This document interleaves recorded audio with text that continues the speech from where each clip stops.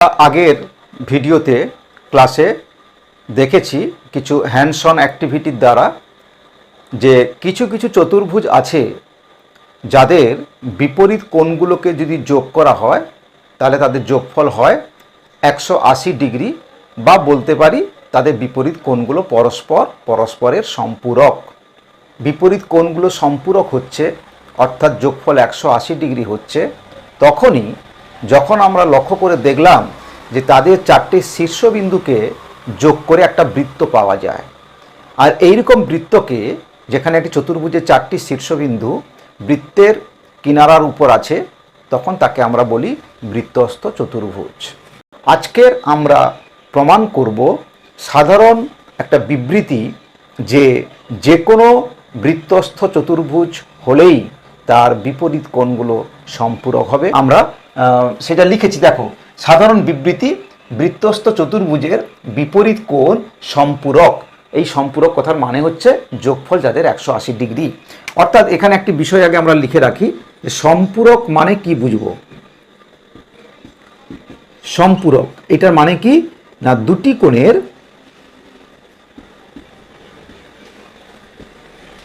যোগফল 180 ডিগ্রি, এটা 180 ডিগ্রি। আর পূরক কোণ হলে কাকে বলি? যখন দুটি যোগফল 90 ডিগ্রি হয়। তোমরা এটা অনেক সময় গুলিয়ে ফেলো বা একটু বিভ্রান্ত হয়ে পড়ো যে কখন পূরক কখন সম্পূরক বলি। যখন 90 ডিগ্রি পূরণ করছে দুজনে মিলে তখন বলছি পূরক কোণ, আর যখন দুজনেই মিলে 180 ডিগ্রি সম্পূরক করছে, সম্পূর্ণ করছে, তখন তাকে আমরা বলি কি সম্পূরক কোণ। তাহলে এই বিষয়টি আমাদের জানতে হবে। সম্পূরক কোণ মানেই হচ্ছে যোগফল 180 ডিগ্রি, নাম্বার 1। নাম্বার 2, আমরা এটা করতে গেলে কতগুলো গাণিতিক যুক্তির আশ্রয় নেব, এবং আমাদের আগে যে পূর্ব জ্ঞানগুলো আছে, বিভিন্ন জ্যামিতিক যে সত্যগুলো আছে, জ্যামিতি সংক্রান্ত যে বিবৃতিগুলো আছে, তার যে চারিত্রিক বৈশিষ্ট্যগুলো আছে, তার আমরা অনেক কিছু শিখে আজকের এই জায়গায় আমরা এসেছি। আমাদের ঠিক এর আগেও একটা থিওরেম আমরা পড়েছি যেখানে বলা হয়েছে যে কোনো বৃত্তচাপের দ্বারা গঠিত একটি বৃত্তের যদি কোনো বৃত্তচাপ থাকে, যেমন আমি তোমাদের ছবি এঁকে দেখাচ্ছি, যে ধরা যাক এরকম একটি বৃত্ত আছে, এইরকম বৃত্তের একটা চাপ, ধরো একটা ও কেন্দ্রীয় বৃত্ত, তাহলে এইরকম একটা চাপ যদি থাকে এ বি, এই চাপটির কথা বলা হচ্ছে।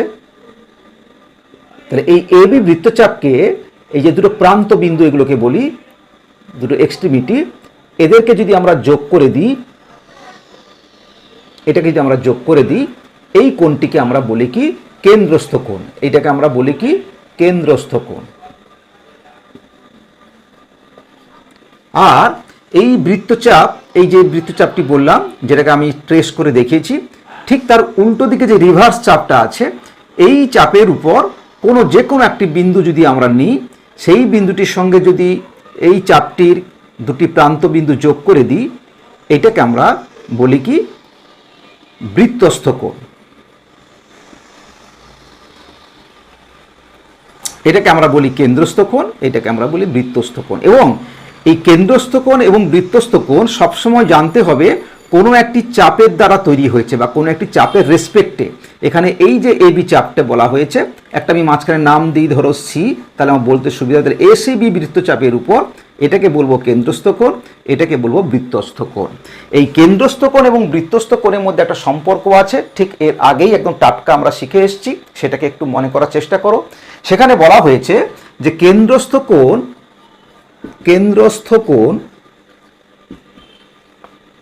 সমান 2 ইন্টু বৃত্তস্থ কোণ, 2 ইন্টু বৃত্তস্থ কোণ। অর্থাৎ এখানে আমি বলতে পারবো যে এ ও বি, এই কেন্দ্রস্থ কোণটি কত হচ্ছে 2 ইন্টু, এটাকে নাম যদি ডি দিই, তাহলে এ ডি বি, এই কোণটি, এটাকে আমরা বৃত্তস্থ কোণ বলছি, এটাকে আমরা কেন্দ্রস্থ কোণ বলছি। এবং আমরা ছবি দেখে সবসময় বুঝতে পারবো যে কেন্দ্রস্থ কোণ দেখো এর থেকে অনেক বড় হচ্ছে। এই বড় ছোটর মধ্যে সম্পর্কটি হচ্ছে ছোটটিকে দ্বিগুণ করলে বড়টি হবে, বা বড়টি ছোটটির দ্বিগুণ, বা ছোটটি হচ্ছে বড়টির অর্ধেক। এই কেন্দ্রস্থ কোণ বৃত্তস্থ কোণের দ্বিগুণ। এই সম্পর্কটি কিন্তু আমাদের ভালো করে মনে রাখতে হবে যে এই সম্পর্কটি, এটা আমাদের কাজে লাগবে। আমরা এই সম্পর্ক ছাড়া আরও অন্য কোনো সম্পর্ক দিয়েও করতে পারি। কে কিভাবে প্রমাণ করব তার উপর নির্ভর করে। তাহলে আমরা এসো এইটা প্রমাণ করব। করতে গেলে কি করব না, আমরা সবসময় জানি একটি জ্যামিতিক উপপাদ্য প্রমাণ করার কতগুলি স্টেপ আছে, ধারা আছে। তার প্রথম ধারাটি হচ্ছে যে একটি চিত্রাঙ্কন করা, অর্থাৎ যার সম্বন্ধে বলছি তার ছবিটা এঁকে ফেলা, যাকে নিয়ে আলোচনা করব তার ছবি আঁকবো। এইখানে আমরা আঁকি প্রথমে। দেখো এখানে আমরা কি বলা হয়েছে, বৃত্তস্থ চতুর্ভুজ। আমাদের এই পয়েন্টগুলো একটু তোমরা খেয়াল করে দেখো।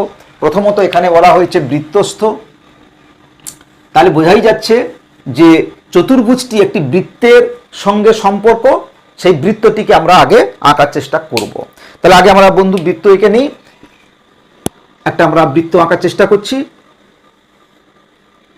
তোমরা এটা কম্পাস দিয়ে আঁকবে, আমি এখানে একটা ফ্রি হ্যান্ড আঁকলাম। মোটামুটি একটা বৃত্ত আঁকতে পেরেছি। একটু শেপটা আরও ভালো হলে ভালো হবে। তোমরা পরীক্ষার সময় যখন করবে বা বাড়িতে যখন তোমরা প্র্যাকটিস করবে তখন সেটা তোমরা হচ্ছে গিয়ে কী করবে, কম্পাস দিয়ে করবে। সবসময় তোমরা কম্পাস দিয়ে করবে।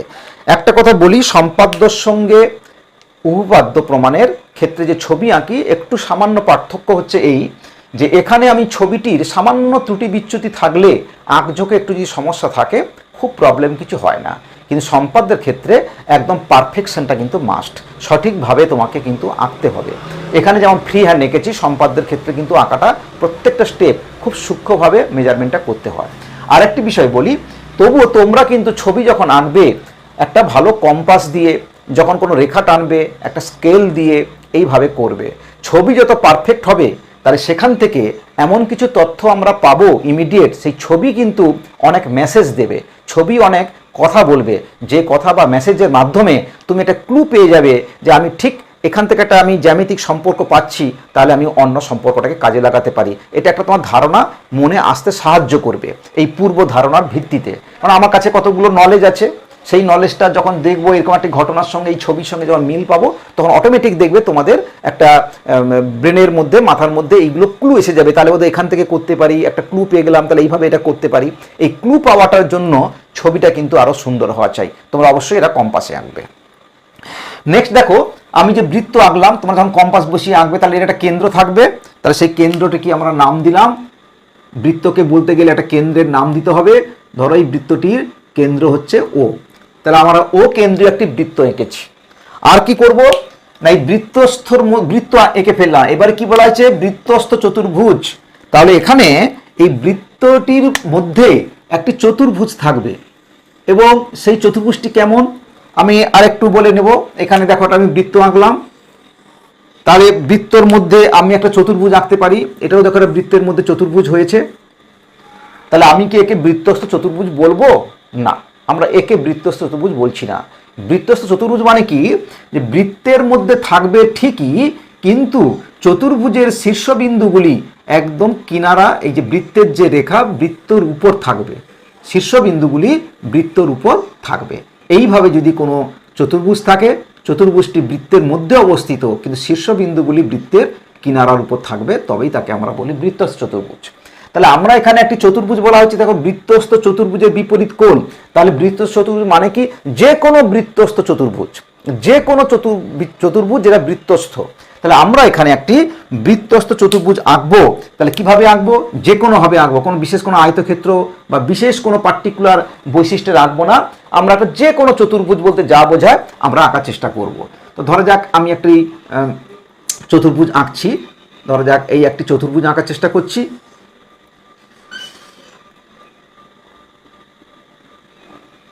একটা যে কোনো মোটামুটি চতুর্ভুজ আঁকছি। এটা আমি কোনো বিশেষ আয়তক্ষেত্র বা সামান্তরিক বা ট্র্যাপিজিয়াম, রম্বস, আমি কোনো বিশেষ কোনো বৈশিষ্ট্য নিয়ে আঁকার চেষ্টা করলাম না। এটা ফ্রি হ্যান্ড যে কোনো চতুর্ভুজ এঁকেছি। এই চতুর্ভুজটি হচ্ছে গিয়ে বৃত্তস্থ চতুর্ভুজ, কারণ এটি বৃত্তের মধ্যে রয়েছে এবং চতুর্ভুজের শীর্ষবিন্দুগুলি দেখো বৃত্তের কিনারার উপর রয়েছে। তাহলে এটা বৃত্তস্থ চতুর্ভুজ আঁকলাম।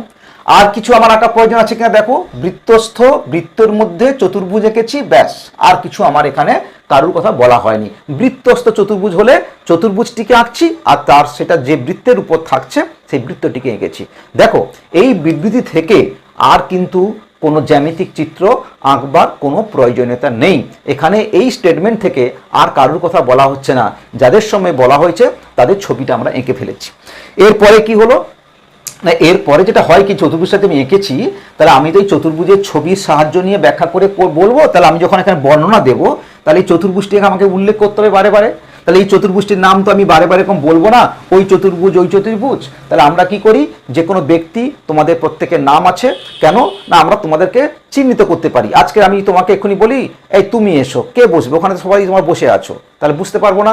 আমি যদি তোমাদের নামটি ধরে ডাকি, তাহলে তুমি বুঝতে পারলে যে হ্যাঁ আমি তোমাকেই বলছি। তাহলে এখানে আমরা নামকরণটা তো অবশ্যই করতে হবে।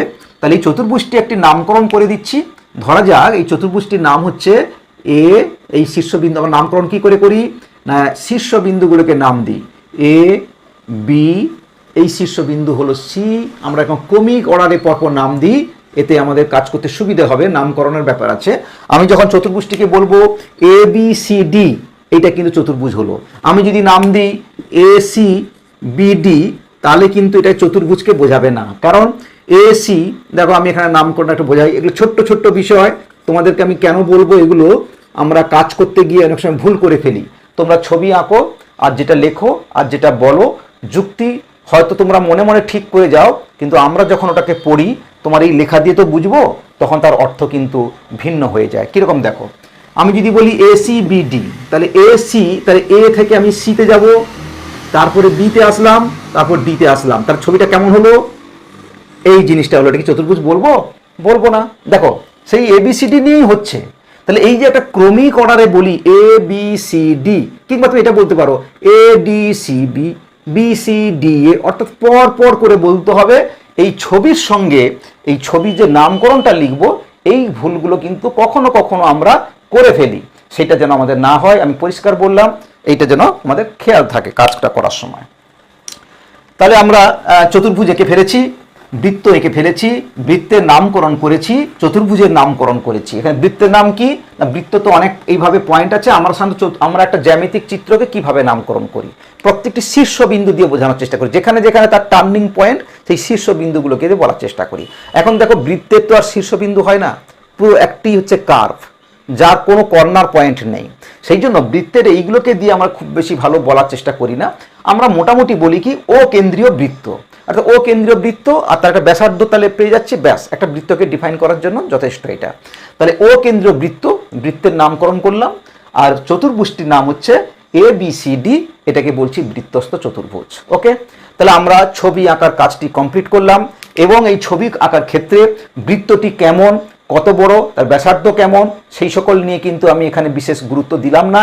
যে কোনো বৃত্ত এঁকেছি ফ্রি হ্যান্ড, এবং এই চতুর্ভুজ এবিসিটি যেটা এঁকেছি, তারও বিশেষ কোনো চারিত্রিক যে আয়তক্ষেত্র স্টাইলে আঁকছি বা কোনো সামান্তরিকে কোনো বিশেষ চরিত্র ধরে আঁকছি তা নয়। এটিও একটি যে কোনো চতুর্ভুজ বলতে যা বোঝায় তাই। তাহলে আমি কোনো বিশেষ কোনো চরিত্র এখানে আমি উল্লেখ করলাম না। না, এর পরের স্টেপটি হচ্ছে, নম্বর বলে দেই, আমি এটা পরে বলে নিচ্ছি। এটাকে আমরা বলবো বিশেষ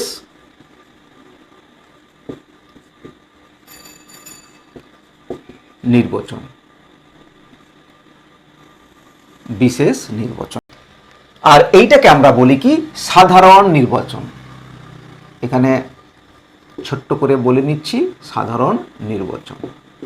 যেটা তোমাকে প্রমাণ করতে দেওয়া হবে, যখন বলা হবে যে প্রমাণ করো যে বৃত্তস্থ চতুর্ভুজের বিপরীত কোণগুলির সম্পূরক, এটাকে আমরা বলি কি জেনারেল বিবৃতি, সাধারণ জেনারেল স্টেটমেন্ট।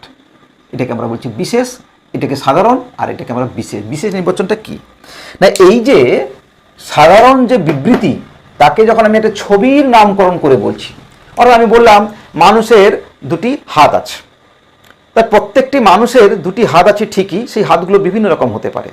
বাট আমি যখন কোনো একটি মানুষকে দাঁড় করাবো, ধরো আমি যখন কথা বলছি, আমি যখন সেই মানুষের একটি উদাহরণ হিসেবে আসছি, তখন মানুষের দুটি হাত মানে আমার দুটি হাত হলো। আমি মানুষের হাতকে আমার দুটি হাত দিয়ে প্রকাশ করতে পারি যখন বলবো। এখন ঠিক তাই সাধারণ বিবৃতিতে বৃত্ত এবং চতুর্ভুজটি নিয়ে যে বলা হয়েছে, সেই বৃত্ত এবং চতুর্ভুজ হচ্ছে এই দুটোই, এবং এদের নামকরণ করে দিয়েছি। আমাকে একে কি করতে হবে না, এই সাধারণটিকে যে ছবির আকারে লিখলাম, এই ছবি দিয়ে যখন ব্যাখ্যা করছি, এটি তখন বিশেষ নির্বাচন হলো। অর্থাৎ এই ছবিটিকে দিয়ে আমি যখন বলছি, এখানে আমি কোনো ছবির কোনো কল্পনা নেই, এখানে ছবি হচ্ছে একটা অ্যাবস্ট্রাক্ট, আর এখানে হচ্ছে ছবিটি কি কংক্রিট, একটা মূর্ত তুমি শেপ পাচ্ছ। এই মূর্ত শেপের মধ্য দিয়ে, মূর্ত আকারের মধ্য দিয়ে যখন আমি প্রকাশ করছি, তখন আমরা তাকে বলি বিশেষ নির্বাচন। তাহলে বিশেষ নির্বাচনে কি লিখবো, এই লেখাটি কিন্তু আমি বলবো বুঝে নেওয়া যদি ঠিক থাকে, লেখাটা হচ্ছে কি তোমার স্বাধীনতা। তুমি তোমার ভাষাতে, তোমার যে ভাষাতে তুমি স্বচ্ছন্দ বোধ করো, যে ভাষা দিয়ে বললে মনে হয় সবাই আমরা বুঝতে পারবো, যেমন খুশি তুমি লিখতে পারো। তাহলে এটাকে আমরা কি বলবো? ধরা যাক ও কেন্দ্রীয় বৃত্তের মধ্যে এবিসিডি একটি বৃত্তস্থ চতুর্ভুজ বলতে পারি, অথবা কেউ বলতে পারো ও কেন্দ্রীয়, বা বলতে পারি এবিসিডি একটি ও বৃত্তস্থ চতুর্ভুজ যে বৃত্তটির কেন্দ্র ও। এইভাবে আমরা বহুভাবে লিখতে পারি। তোমার ফ্যাক্টটা বা ঘটনাটি তুমি তোমার ভাষায় বলবে। তো আমরা এখন একটু লিখি। ধরা যাক যে এ বি, ধরা যাক এ বি সি ডি একটি বৃত্তস্থ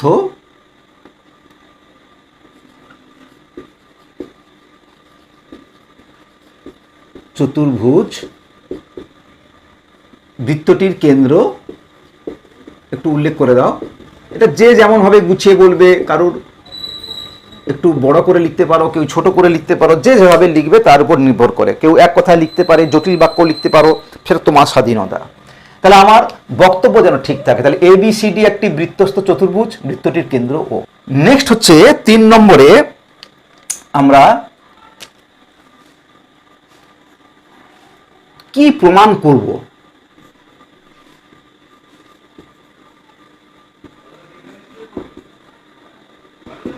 বা বলতে পারি প্রমাণ্য।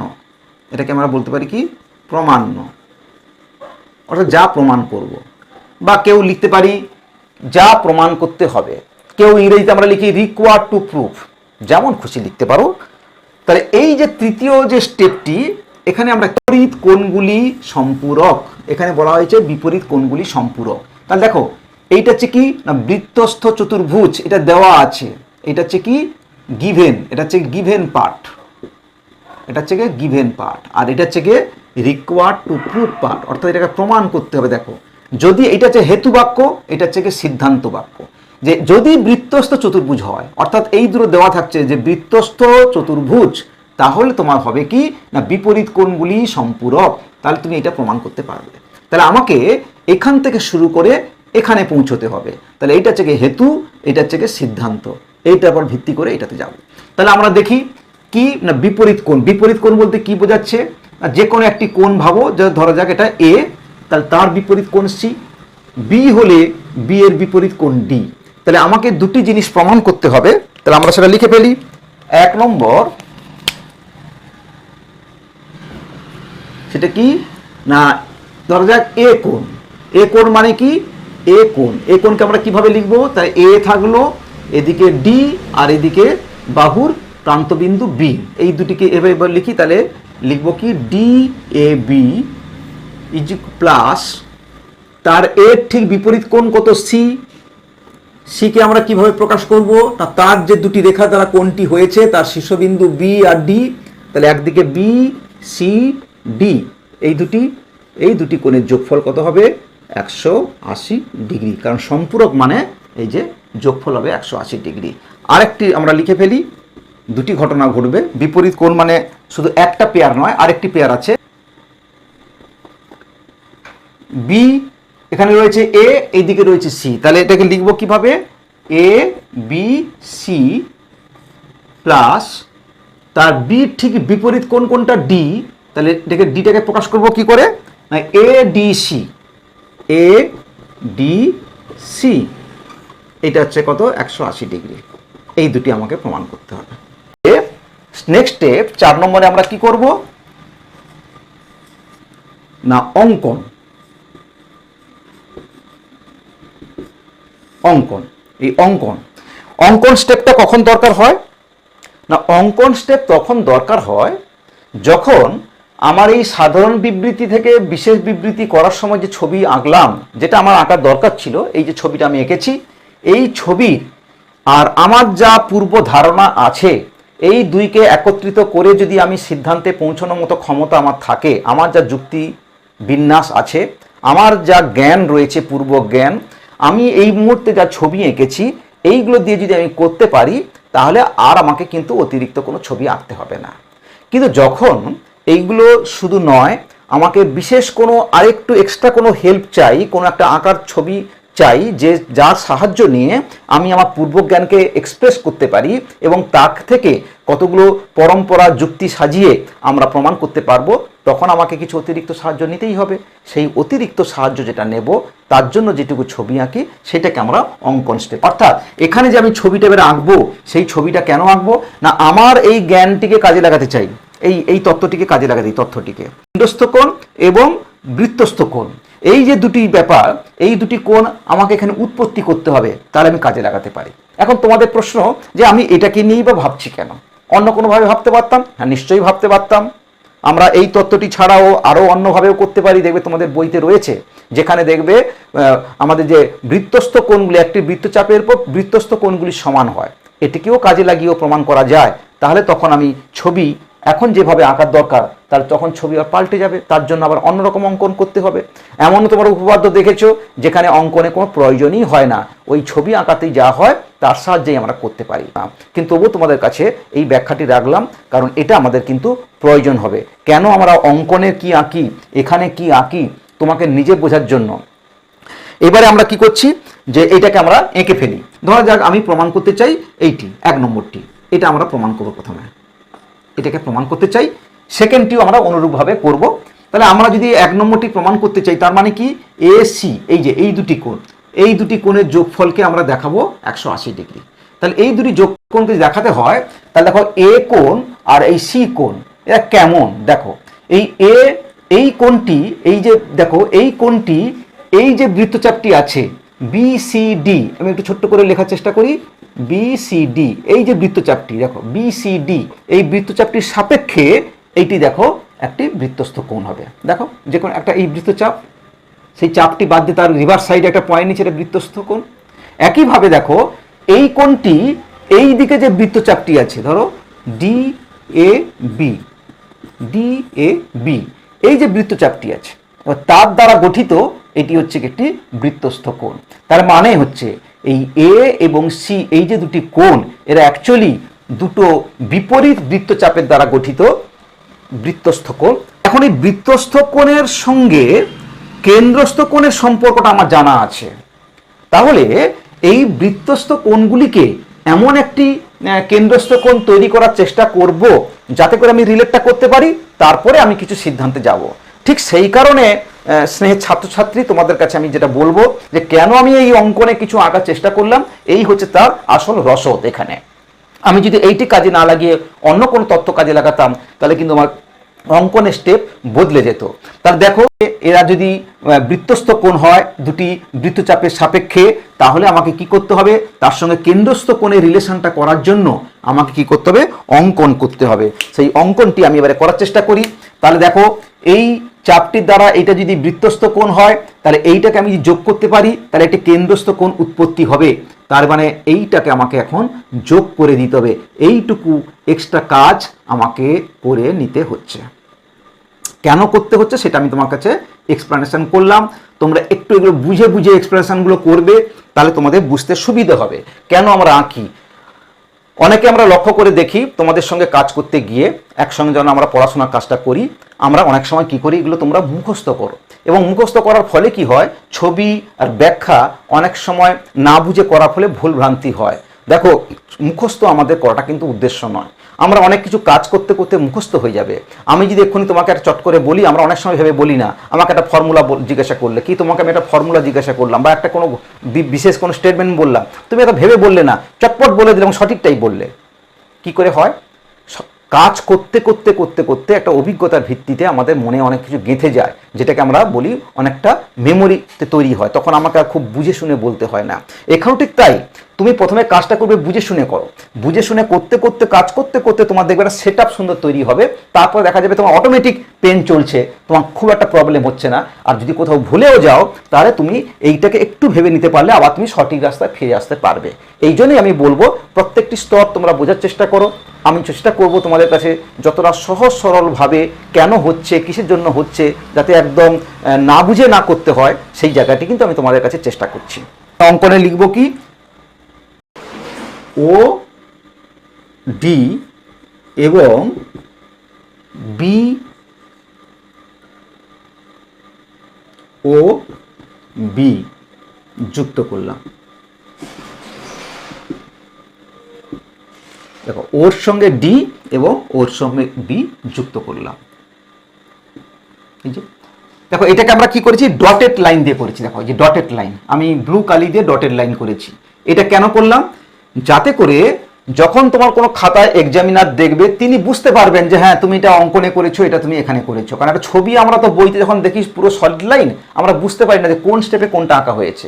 আর সব থেকে বড় কথা নিজের বোঝার জন্য, নিজের কাছে পরিষ্কার থাকার জন্য। কারণ আজকে তুমি খাতায় একটা উপপাদ্য তৈরি করলে, দুদিন পরে যখন দেখবে সঙ্গে সঙ্গে বুঝতে পারবে যে এইটা আমি পরে এঁকেছি, এইটার সঙ্গে তখন তুমি মিলিয়ে দেখবে যে এখানে ছবির জন্য কতটুকু দরকার ছিল সেইটুকুই এঁকেছি, দেখো এইটা কিন্তু এখানে এঁকেছি। এইটা নিজের বোঝার জন্য, অপরকে বোঝাতে সাহায্য করবে। এই অঙ্কনটিকে আমরা একটু আলাদা রকমভাবে তোমরা আঁকবে। তাহলে আমরা অঙ্কনের কাজ কমপ্লিট করলাম। আমাদের এতক্ষণে মূল উদ্দেশ্যের জন্য যেটুকু ডেকোরেশন দরকার ছিল, পূর্ব প্রস্তুতি দরকার ছিল, সেইগুলো আমরা করে ফেললাম। এবারে আমরা আসল কাজটি করব, যেটাকে আমরা বলি শেষ স্তর, সেটা হচ্ছে গিয়ে প্রমাণ। আমরা ইতিমধ্যে যেভাবে আলোচনা করেছি তাতে আমরা একটা ধারণা পেয়ে গেছি যে কিভাবে শুরু করতে যাচ্ছি। যে দেখো যে দুটি আমরা এখানে বৃত্তচাপ, প্রথম বৃত্তচাপটি ধরো আমরা এইটাকে নাম দিচ্ছি, এই বৃত্তচাপটি দেখো এটাকে আমি একটু লাল কালি দিয়ে এটাকে হাইলাইট করে দিলাম যাতে তোমরা বুঝতে পারবে। আমরা বুঝতে পারছি এখন যে কোন বৃত্তচাপটি নিয়ে আলোচনা করছি, ডিএবি। ডিএবি এই বৃত্তচাপটির সাপেক্ষে বা এই বৃত্তচাপটির দ্বারা দেখো এইটি কিন্তু কেন্দ্রস্থ কোণ। দেখো ডিএবি এই বৃত্তচাপে দুটো প্রান্ত কিনারা যোগ করেছি, তাহলে এটাকে আমরা বলবো কেন্দ্রস্থ কোণ, এটাকে আমরা বলবো কেন্দ্রস্থ কোণ। আর তার ঠিক উল্টো দিকে যে এখানে বিন্দুটা রয়েছে বৃত্তের উপর, দেখো এটাকে আমরা বলবো কি, বৃত্তস্থ কোণ। তাহলে এটা ডিএবি বৃত্তচাপের দ্বারা গঠিত, ডিওবি একটি কেন্দ্রস্থ কোণ। আমরা একটি কথাটা বললাম না, কারণ এটা একটিই তৈরি হয় একটি চাপের সাপেক্ষে। এবং ডিসিবি একটি বৃত্তস্থ কোণ। তাহলে আমরা কি জানি না, কেন্দ্রস্থ কোণ হবে 2 ইন্টু বৃত্তস্থ। এটার কারণ হলো যে এটা আমি যুক্তিতে সাজালাম, দেখো এই বৃত্তচাপটির দ্বারা এটা একটা কেন্দ্রস্থ কোণ তৈরি হয়েছে, আর এটা একটি বৃত্তস্থ কোণ তৈরি হয়েছে। তাহলে সিদ্ধান্ত হচ্ছে এই উপপাদ্য আমাকে হেল্প করছে, যা স্টার্ট কাজে শিখে এসেছি, যে এই কোণটি হবে এইটি অর্ধেক, বা এই কোণটি হবে এটি দ্বিগুণ। তাহলে আমরা বলতে পারি কি, লিখে ফেলি যে ডিসিবি কোণ is equal to half of কেন্দ্রস্থ কোণটি কি আছে, ডিওবি। এবং এটিকে আমরা একটা নামকরণ করে দিই, 1 নম্বর বলে নামকরণ করে দিই। এটিকে আমার কাজে লাগবে পরে। এটিকে আমরা নাম দিচ্ছি 1 নম্বর। আমরা 2 নম্বরে যাই এবারে। 2 নম্বরে কি পাবো, 2 নম্বর হচ্ছে দেখো আমাকে এখন আমি দেখো কোনটা পেলাম, ডিসিবি। ডিসিবি মানে কোনটা, এই কোণটিকে রিলেট করতে পারলাম। আমার দরকার কি, এই দুটি কোণের যোগফল। তাহলে আমাকে এই কোণটিকেও রিলেট করতে হবে। তাহলে এই কোণটি কি করে করব, তার জন্য দেখো তোমাকে এই বৃত্তচাপটি নিতে হবে। এই বৃত্তচাপটি আমি এটাকে একটু সবুজ কালি দিয়ে স্ট্রেস করছি যাতে তোমাদের বুঝতে সুবিধা হবে।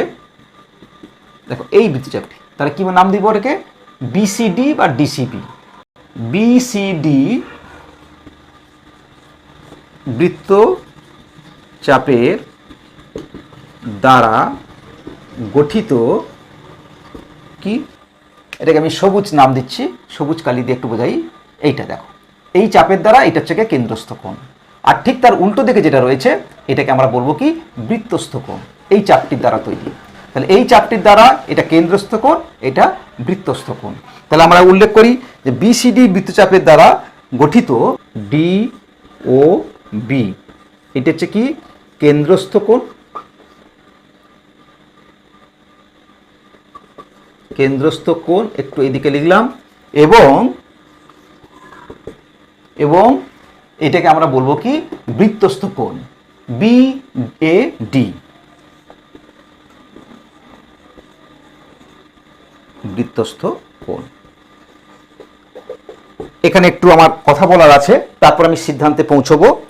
দেখো, এই যে ডি ও বি বললাম, এখন এই কোণটাকে আমরা কি করে বোঝাই একটু জিনিস খেয়াল করে দেখো। আমি একটা ছবি আঁকি এখানে, ধরো এইখানে একটা ছবি আঁকছি, ধরো একটা আমি কোণ আঁকলাম, ধরো ডি ও বি। আমরা যখন ডি ও বি বলি তখন এই কোণটাকে বলি। আচ্ছা, এইটাও তো একটা কোণ, তার উল্টো দিকে, তাহলে এই কোণটাকে আমরা বলবো কি করে? সে তো বলতে গেলে এটাই বলতে হবে এই দুটি রেখা দ্বারা তৈরি, তাহলে সেটাও বলতে হবে ডি ও বি।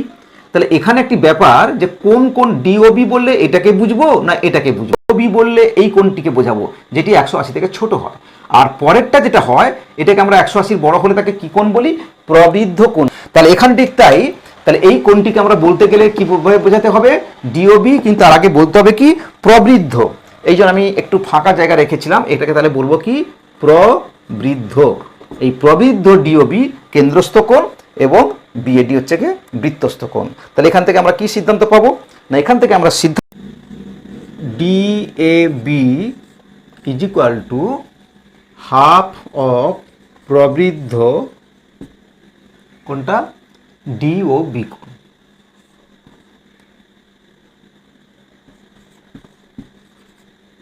এটাকে আমরা আর একটা নামকরণ করলাম, ধরো এটাকে 2 নম্বর রেফারেন্স দিলাম। একটি এই বৃত্তচাপের সাপেক্ষে আর একটি এই বৃত্তচাপের সাপেক্ষে দুটো বৃত্তস্থ কোণের সম্পর্ক কেন্দ্রস্থ কোণ দিয়ে ব্যাখ্যা করতে পারলাম। এবারে আমরা এই দুটোকে যোগ করে নেব। আমরা এই দুটোকে একটু যোগ করব। ধরো এখানে একটু জায়গা কম পড়ছে, আমরা এখানে করে নিচ্ছি। এই জায়গাটা মুছে করছি।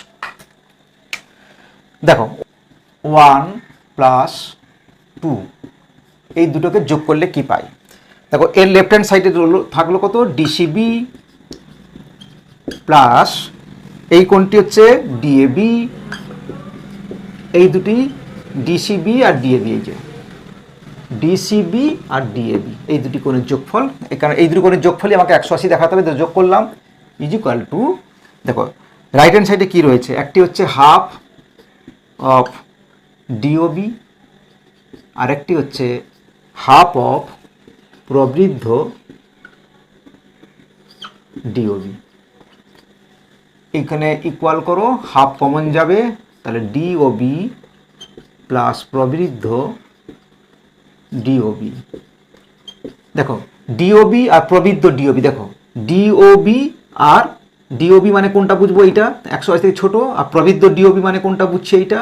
তাহলে একবার এইটা আর একবার এইটা, টোটাল একটা কমপ্লিট দেখো একটা পূর্ণ আবর্তন হচ্ছে একটি বিন্দুর সাপেক্ষে। এই দুটি কোণের যোগফল কত হবে তাহলে?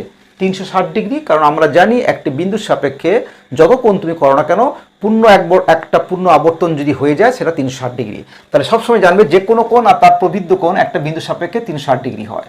তাহলে কত হবে? হাফ ইন্টু 360 ডিগ্রি সমান দেখো 180 ডিগ্রি। দেখো এটা আমি পেয়ে গেলাম। তাহলে দেখো এখানে কি ছিল? ডিএবি, এই যে ডিএবি প্লাস বিসিডি প্লাস দেখো বিসিডি ইজ ইকুয়াল টু 180 পেয়ে গেলাম। তাহলে এটা আমরা 1 নম্বরটা প্রমাণ করতে পারলাম। ঠিক অনুরূপভাবে 2 নম্বর যদি প্রমাণ করতে হয় তখন আমরা কি করতাম? এই দুটি কোণের যোগফল দেখাতাম, তখন অঙ্কনে আমরা এই দুটোকে কানেক্ট করতাম। তাহলে অনুরূপভাবে আমরা এইটিও প্রমাণ করতে পারবো। এছাড়া তোমরা দেখবে বইতে তোমাদের অল্টারনেটিভ প্রমাণও রয়েছে, সেই অল্টারনেটিভ প্রমাণও তুমি করতে পারবে। সেখানে দেখো এইটা না কাজে লাগিয়ে একটি বৃত্তচাপের সাপেক্ষে যে বৃত্তস্থ কোণ অনেকগুলো হয় তারা প্রত্যেকে সমান হয়, সেই বক্তব্যকে কাজে লাগিয়ে সেটিও একটি তোমাদের উপপাদ্য আগে তোমরা শিখেছো, সেটিও কাজে লাগিয়ে আমরা কিন্তু করতে পারি। তখন কিন্তু অঙ্কনটি অন্যভাবে করব, তখন দেখবে আমাদের কর্ণগুলোকে যোগ করতে হবে। আমি শুরুতেই বলেছিলাম যে অঙ্কনটা নির্ভর করে আমি কি পূর্বজ্ঞান কাজে লাগাবো আর আমার যা যা ধারণা আছে আর কিভাবে যুক্তি বিন্যাস করব তারই উপর ভিত্তি করে কিন্তু অঙ্কনগুলো তৈরি হয়। যে কোনো উপপাদ্যের অঙ্কন আমি একরকম করতে পারি, তুমি একরকম করতে পারো, ভিন্ন উপায়ে করতে পারো, যদি যুক্তিটা আমাদের ঠিক থাকে সবটাই কিন্তু তৈরি। আশা করি তোমাদের এই ভিডিওটা দেখে বুঝতে পেরেছো, ভালো লেগেছে। এরপরে আমরা অন্যান্য এর সাহায্যে আমরা এক্সটেনশন কিছু করব, যে পার্টিকুলার বিভিন্ন রকম চতুর্ভুজ হলে সামান্তরিক হলে কেমন হতে পারে, আয়তক্ষেত্র দেখো সামান্তরিক হলে দেখবে আমরা সেটা প্রমাণ করব আয়তক্ষেত্র হতেই হবে। যেমন যদি ট্র্যাপিজিয়াম হয়, যদি ট্র্যাপিজিয়াম থাকে তাহলে সেটা অবশ্যই তাকে কি হতে হবে? সমদ্বিবাহু হতে হবে এবং কর্ণগুলোও সমান হতে হবে। অন্যরকমভাবে করা যাবে না। যেমন একটি এটা যদি আমি একটা রেখাকে বাড়িয়ে দিই, তাহলে যে বহিস্থ কোণটি তৈরি হয় দেখা যাবে সেটি বিপরীত অন্তস্থ কোণের সঙ্গে সমান হবে যদি বৃত্তস্থ চতুর্ভুজ হয়। এই ধরনের প্রমাণগুলো আমরা পরবর্তীকালে করব। এরপরে আমরা বিভিন্ন রকমভাবে কনসেপ্টগুলো ক্লিয়ার করার জন্য বিভিন্ন অ্যাঙ্গেলগুলোর সাপেক্ষে এইটা কেমন হবে, এখানে একটা অ্যাঙ্গেল দিলাম তাহলে অন্যদিকে কী হবে, এই ধরনের কিছু কাজকর্মগুলো আমরা পরবর্তী পরপর 3টে ভিডিওতে আমরা করব। এইভাবে আগের ভিডিও, এটা দ্বিতীয় এবং পরবর্তী 3টে, এই 5টা ভিডিওর সাহায্যে আমি তোমাদের কাছে এই বিষয়টি, এই চ্যাপ্টারটি, অধ্যায়টি আমি তোমাদের কাছে খুব পরিষ্কার করে বোঝাতে আমি সাহায্য করব। আশা করি তোমাদের ভালো লেগেছে। ভালো থাকবে সবাই, আর এইভাবে তোমরা পড়াশোনা করে প্র্যাকটিসটা করে যাও।